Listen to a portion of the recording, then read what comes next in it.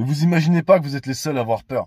Peur de vendre vos offres, peur de vous affirmer, peur de proposer vos offres, peur d'envoyer chier un client potentiel. Sérieux, qu'est-ce qui peut vous arriver de grave? Ne faites pas une liste, on s'en fout. Ayez la foi et demandez-vous pourquoi vous avez peur comme ça. Encore une fois, c'est dû à la désinformation. Lisez entre les lignes. Ne lisez pas les posts des meilleurs, en tout cas des plus connus, en croyant ce qu'ils disent. Lisez en comprenant le pourquoi du comment. C'est comme ça que vous comprendrez ce qui marche. Parce que ce que beaucoup vous disent est uniquement fait pour soi-disant vous éduquer, mais en fait c'est fait pour vous déséduquer, pour que vous puissiez consommer leur merde. Un exemple flagrant, c'est l'exemple de ceux qui disent tu pourras vendre du high ticket uniquement si tu consommes du high ticket. Si tu lis entre les lignes, ça veut dire quoi? Ça veut dire achète cher chez moi un truc qui n'a pas de valeur et tu pourras vendre cher à ton tour un truc qui n'a pas de valeur. Demande à Bill s'il a consommé du high ticket avant de vendre Microsoft. Ou alors à Elon Musk s'il a consommé du high ticket avant de vendre PayPal des milliers de millions. La seule chose qui vous sauvera, c'est des compétences hors du commun. Et c'est ça que vous devriez acheter cher parce que c'est ça qui fera que vous serez une opportunité pour les gens. Et là, vous pourrez vendre cher. L'autre fois, on m'a demandé pourquoi on fait payer 4000 € Airblast alors qu'on sélectionne les profils. Déjà, 4000 €, c'est pas cher parce que la valeur qu'on donne vaut bien plus que même 10 fois plus.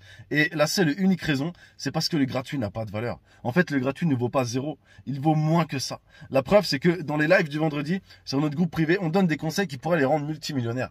Mais ils ne portent pas d'attention dessus. D'accord? Que ce soit conscient et inconscient. Parce que dans 90% des cas, s'il n'y a pas d'engagement financier, il n'y a pas d'engagement tout court. La preuve, c'est un phénomène assez marrant. Beaucoup de gens me contactent en disant j'hésite entre me faire accompagner par un tel ou alors par vous avec Airblast. Alors déjà, si tu hésites entre les deux, je vais te soulager. N'hésite plus, ok? Si tu hésites, c'est que ta conscience n'est pas suffisamment élevée. Et donc, désolé, mais on n'a plus le temps de s'occuper de ça. Et la seule chose que tu dois savoir, c'est que un tel, il a fait Airblast, ok?